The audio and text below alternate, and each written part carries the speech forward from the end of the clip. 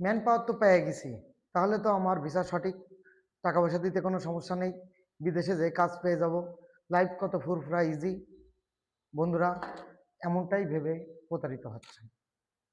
সাবধান, সতর্ক হন, বিপদ সন্নিকটে যদি একটু সচেতন না হন। আসসালামু আলাইকুম।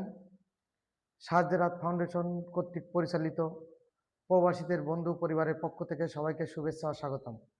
সবাই কেমন আছেন? দীর্ঘ বিরতির পরে আবারও ফিরে আসলাম আপনাদের মাঝে। অনেকেই বুঝতে পারছেন অলরেডি আমার প্রথম শব্দ উচ্চারণ দেখে যে আমি আজ কোন বিষয় নিয়ে আলোচনা করতে যাচ্ছি। আজকে যে বিষয় নিয়ে আলোচনা করব সেটা হচ্ছে ম্যান পাওয়ার ক্লিয়ারেন্স কার্ডের সঙ্গে ভিসা সঠিক বা বিদেশে গেলে আপনি কাজ পাবেন, এটা কতটা যুক্তিযুক্ত বা কতটা সঠিক।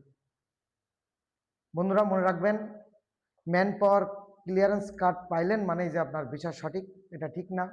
পাশাপাশি বিএমইটিতে যে আপনি ক্লিয়ারেন্স কার্ড করবেন তার আগে জেলা কর্মসংস্থান ও জনশক্তি অফিসে যে ফিঙ্গারপ্রিন্ট দেন, এটা মানে যে ভিসার ফিঙ্গার, এটা ভাববেন না। দেখবেন জেলা কর্মসংস্থান ও জনশক্তি অফিসে থাকে যে এই ফিঙ্গারপ্রিন্ট বিদেশ যাওয়ার নিশ্চয়তা বহন করে না, অর্থাৎ এই ফিঙ্গারপ্রিন্ট দিলেন মানে যে আপনি বিদেশ যেতে পারবেন, এটা সঠিক নয়। কারণ বিদেশ যাওয়ার জন্য আপনার একটা সঠিক ভিসা লাগবে, আপনার যে কোম্পানিতে আপনি যে কাজ করবেন অর্থাৎ যে এমপ্লয় আপনার, সেই এমপ্লয়ের সাথে আপনার একটা কন্ট্যাক্ট পেপার লাগবে, তার আগে আপনার জব অফার লেটার সেটা থাকতে হবে। সব কিছু মিলায়ে 3 দিনের ট্রেনিং করবেন, ট্রেনিং সার্টিফিকেট বের হবে, এরপরে man power clearance card apply করবেন। তো আপনার বৈধ পাসপোর্ট আছে, আপনি এখন একটা ভিসা পেয়েছেন। এখন ভিসা পাওয়ার পরে যেটা হয়, আপনি ফিঙ্গার দিয়েছেন, কেউ কেউ ফিঙ্গার দেওয়ার পরে আপনার এখন ম্যান পাওয়ার ক্লিয়ারেন্স কার্ড পেয়ে গেছেন, তার মানে ভাবছেন আপনার ভিসা সঠিক। বন্ধুরা খেয়াল রাখবেন, বর্তমানে ক্লিয়ারেন্স কার্ড পাওয়ার জন্য যদি আপনার ভিসা সঠিক নাও থাকে তাও আপনি কিন্তু ক্লিয়ারেন্স কার্ড পাবেন, বা আপনার ভিসা না থাকলেও আপনি ক্লিয়ারেন্স কার্ড পাবেন। যেমন আপনার মালদ্বীপে কিন্তু অন অ্যারাইভেল ভিসা, এখান থেকে আগে থেকে কোনো ভিসা হয় না, কিন্তু মালদ্বীপে যাওয়ার ক্ষেত্রে কিন্তু আপনি ক্লিয়ারেন্স কার্ড নিয়ে যাচ্ছেন। তো কিভাবে এটা সম্ভব? অ্যাকচুয়ালি যখন আমরা ক্লিয়ারেন্স কার্ডের জন্য অ্যাপ্লাই করি, যদি আমার ভিসাটা সঠিক থাকে তো আলহামদুলিল্লাহ ভালো, ইজিলি আপনি ক্লিয়ারেন্স কার্ড পেয়ে যাচ্ছেন। আর যদি ভিসার সাপোর্টটা আপনি সম্পূর্ণ না দিতে পারেন, সঠিকতা যাচাই না করতে পারেন, এও ক্ষেত্রে কিন্তু আপনি ক্লিয়ারেন্স কার্ড অ্যাপ্লাই করলে পাবেন। সেটা কিভাবে? আপনি নিজে 300 টাকার স্ট্যাম্পে একটা লিখিত দেবেন যে আমি নিজ জ্ঞানে নিজ দায়িত্বে নিজের টাকায় অমুক তমুক দেশে যাচ্ছি, কোনো কারণে ভিসা সংক্রান্ত কোনো ক্ষতিগ্রস্ত হলে বা কোনো হয়রানির শিকার হলে বা টাকা পয়সা খোয়া গেলে সমস্ত দায়ভার আমার নিজের। এর কারণে আমার রিক্রুটিং এজেন্সি বা বিএমইটি বা বাংলাদেশ সরকারকে কোনোরূপ দায়ভার দিব না, অথবা তাদের কাছে কোনোরূপ ক্ষতিপূরণ দাবি করব না, এবং সম্পূর্ণ নিজ দায়িত্বে নিজ জ্ঞানে আমি ম্যান পাওয়ারের আবেদন করছি। এরকম একটা লিখিত দেওয়ার ফলে কিন্তু আপনি ম্যান পাওয়ার ক্লিয়ারেন্সটা পাবেন, অর্থাৎ এখানে ভিসাটা কিন্তু মুখ্য না, ফলে ম্যান পাওয়ার যে কেউ পেতে পারে এই ক্ষেত্রে। এখন বিষয়টা থাকে যে আপনি যে এই লিখিতটা দিচ্ছেন, অনেক সময় আপনারা ভাবেন যে আমি তো লিখিত দেয়নি, কিন্তু কিভাবে এটা হচ্ছে? অ্যাকচুয়ালি আপনি যে রিক্রুটিং এজেন্সিকে দায়িত্ব দিয়েছেন সমস্ত দায়ভার দিয়ে, তাকে একটা আপনি অঙ্গীকারনামা করে দিয়েছেন, আপনি নিজেই জানেন না। বা এমনও কিছু পেপার আছে, কন্ট্রাক্ট পেপার সাইন করার সময় বা তাদের সাথে কন্ট্যাক্ট করার সময় বিভিন্ন কাগজে আপনারা অজান্তে সই দিয়ে ফেলেন। অনেক সময় সেটার কারণে এই সইটা তখনই তারা নিয়ে রাখে, অথবা আপনার পক্ষে তারাই অনেক সময় এটা দিয়ে দেয়। তো আপনারা যদি ভিসা সংক্রান্ত ব্যাপারে সন্দিহান থাকেন, অবশ্যই এই ধরনের কোনো লিখিত দিয়ে ম্যান পাওয়ার পেয়েছেন কিনা এটা আগে যাচাই বাছাই করবেন। দেন আপনারা কনফার্ম হবেন যে হ্যাঁ, আপনার ভিসার সাথে ম্যান পাওয়ারের আদৌ কোনো কানেক্টিভিটি আছে কিনা। আর বন্ধুরা সবাইকে বলতেছি, আপনার ভিসার সঠিকতা যাচাই না করে দয়া করে আপনারা লেনদেন করবেন না। তারপরে যদি লেনদেন করেন, অবশ্যই ওই রিক্রুটিং এজেন্সির আরএলধারী যারা রিক্রুটিং এজেন্সি তাদের ব্যাংক অ্যাকাউন্ট যেটা থাকে এজেন্সির নামে, ওই ব্যাংক অ্যাকাউন্টে লেনদেন করবেন এবং পত্র ডকুমেন্টসগুলো সংরক্ষণ করবেন। কিন্তু এখানে বলে রাখি, বর্তমানে রিক্রুটিং এজেন্সি যারা বিদেশে লোক পাঠাবে এদের কাছে কিন্তু বেশি ফাইল দেখা যায় না। দেখা যায় যে আপনার ট্রাভেল এজেন্সি যাদের বিদেশে বিমান টিকিট দেওয়ার কথা বা ভ্রমণের জন্য নিয়ে যাবে, তাদের কাছে দেখা যাচ্ছে 1200, 1300, 2000 ফাইল জমে রয়েছে। তারা বিভিন্ন দেশের স্বপ্ন দেখাচ্ছে, বিদেশ থেকে কেউ কেউ ইউটিউবে ভিডিও বানাচ্ছে, অমুক দেশে যাওয়ার জন্য অমুক বেস, অমুক এজেন্সির কাছে যান, তমুকের কাছে যান, এরকম বিভিন্নভাবে আপনাদের তথ্য দেয়। তো আপনারা একটু সাবধান হবেন। যার কাছেই আপনারা যাচ্ছেন না কেন, সে কি আরএলধারী বৈধ রেকর্ডিং এজেন্সি কিনা, এটা আগে আপনারা শিওর হবেন। যদি আরএলধারী বৈধ রেকর্ডিং এজেন্সি না হয়, তার মানে আপনারা কিন্তু প্রতারিত হবেন। বুঝতে পারছেন আপনারা?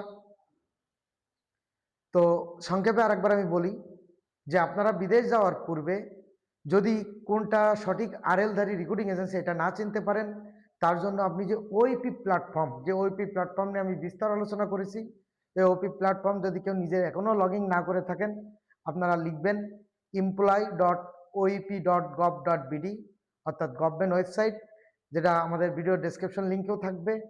তো এই লিঙ্কে আপনারা লগ ইন করার পর ঢোকার পরে দেখবেন যে আপনার ওটিপি দিয়ে লগ ইন, অর্থাৎ আপনি যে মোবাইল নাম্বার দিয়ে নিবন্ধন করেছিলেন এই মোবাইল নাম্বারটা এখানে দিবেন। দেওয়ার পরে 6 সংখ্যার একটা ওয়ান টাইম পাসওয়ার্ড ওটিপি আসবে, সেটা বসানোর পরে এই আইডিতে ঢুকে যাবেন। ঢোকার পরে বাম পাশে দেখবেন 3 লাইন, অর্থাৎ 3টা মাইনাস দাগ পরপর আছে, উপরে মোবাইলে যদি হয়, আর কম্পিউটার হলে সরাসরি এটা চলে আসে। তো এই 3 লাইনে ক্লিক করলে আপনি দেখবেন যে এজেন্সিস, রিক্রুটিং এজেন্সিস, ওখানে ক্লিক করলে অর্থাৎ আপনি যার সাথে কথা বলতেছেন তার যে কন্ট্যাক্ট নাম্বার, তার যে নাম এবং অ্যাড্রেস, ওখানে আপনি সেম আরএলধারী রেকর্ডিং এজেন্সির ওই অ্যাড্রেস, কন্ট্যাক্ট নাম্বার এবং নাম মিলায় দেখবেন যে সঠিক কিনা, নাকি এটা তার নাম ব্যবহার করে আপনার সাথে প্রতারণা বা হয়রানির একটা ক্ষেত্র তৈরি হচ্ছে। তো আপনার সচেতনতা, আপনার একটু বিচক্ষণতা আপনাকে সেভ করতে পারে। পাশাপাশি একটু সতর্কতার সংকেত, বর্তমান কানাডা, অস্ট্রেলিয়া সহ ইউরোপের বিভিন্ন দেশে, এর ভিতরে রয়েছে আপনার নিউজিল্যান্ড, এই দেশগুলোতে হোয়াটসঅ্যাপের মাধ্যমে বিভিন্ন স্ক্যাম তৈরি হচ্ছে। তারা 5 লাখ, 7 লাখ, 10 লাখ টাকা কানাডা, অস্ট্রেলিয়া, নিউজিল্যান্ড এইসব দেশে পাঠাচ্ছে। এই ধরনের বিভিন্ন প্রতারণামূলক বিজ্ঞাপন দেয়, অনলাইনে যোগাযোগ করে, অনলাইনে টাকা নেয়, অনলাইনে টাকা নেওয়া শেষ আপনাকে আবার ব্লক দিয়ে দেয়। তো সবাই একটু সাবধান থাকবেন। পাশাপাশি Belarus, Cyprus, Serbia, Kyrgyzstan, Ethiopia, Vietnam, Cambodia, Laos, মালদ্বীপ, আজারবাইজান, কঙ্গো, মলদোভা, তারপরে আপনার ইউরোপের কিছু ছোট ছোট দেশ, আফ্রিকার কিছু দেশ, এই দেশগুলোতে অ্যাকচুয়ালি স্টাম্পিং ভিসা, তারা ই ভিসার নামে আপনাদেরকে অনেক সময় হয়রানি করে। একটু সাবধান থাকবেন। কোন দেশের ভিসা প্রসেস কি, কোন দেশের ভিসার প্রক্রিয়া কি, এক দেশের ভিসা আবার আরেক দেশে দিয়ে দিচ্ছে কিনা, ইত্যাদি বিষয়ে আপনারা একটু সচেতন থাকবেন। কারণ এখন আপনারা ম্যাক্সিমাম বিভিন্ন দালাল বা রিক্রুটিং এজেন্সি বাদ রেখে ট্রাভেল এজেন্সি বা অন্যান্য বিভিন্ন সংগঠন বা ভিসা প্রসেসিং সেন্টারের সাথে আপনারা বেশি যোগাযোগ করতে অভ্যস্ত হয়ে গেছেন। ফলে আপনাদের প্রতারণা বা হয়রানির মাত্রাটাও অনেক বেশি হয়ে গেছে। আপনাদের একটু সাবধান থাকতে হবে এ ব্যাপারে। পাশাপাশি আপনাদের অবশ্যই ভিসা আগে যাচাই করবেন। যদি কোনো ই ভিসা হয়, অবশ্যই সেটা সে দেশের গভর্নমেন্ট ওয়েবসাইটে থাকবে, এবং গভর্নমেন্ট ওয়েবসাইটে দেখবেন নিউজিল্যান্ডের ভিসা, যেমন গতদিন একটা চেক করতে যেয়ে দেখি যে আপনার GOV হবে, সেখানে GOVT দেওয়া আছে, তার সামান্য একটা অক্ষর, আর কোনো কিছু না। বাকি সব কিন্তু ওই দেশের গভর্নমেন্ট ওয়েবসাইটের মতোই দেখাচ্ছে। তো সেই লিঙ্কে পাওয়া যাচ্ছে, অন্য কোনো লিঙ্কে পাওয়া যাচ্ছে না। তো এরকম আপনি যে লিঙ্কে চেক করতেছেন অ্যাকচুয়ালি সেটা ওই দেশের গভর্নমেন্ট ওয়েবসাইট কিনা, সেটাও আপনারা যাচাই বাছাই করবেন। বিস্তার যদি আপনাদের এর সংক্রান্ত আরও বেশি তথ্য লাগে, সরাসরি আমাদের অফিসে যোগাযোগ করতে পারেন, বা আমাদের যে ডেসক্রিপশন লিঙ্কে আমার হোয়াটসঅ্যাপ নাম্বার থাকে, সেখানে আপনারা মেসেজ দিতে পারেন বা আমাকে কল করতে পারেন। প্রত্যেকদিন রাত 8টা থেকে 12টা এই টাইমটা সরাসরি আমি আপনাদের সঙ্গে কথা বলি, এই টাইমে ভিডিও বানাই, এই টাইমে আমি আপনাদের সাজ্জাদ ফাউন্ডেশনের পক্ষ থেকে ওপেন ক্লাস নিই।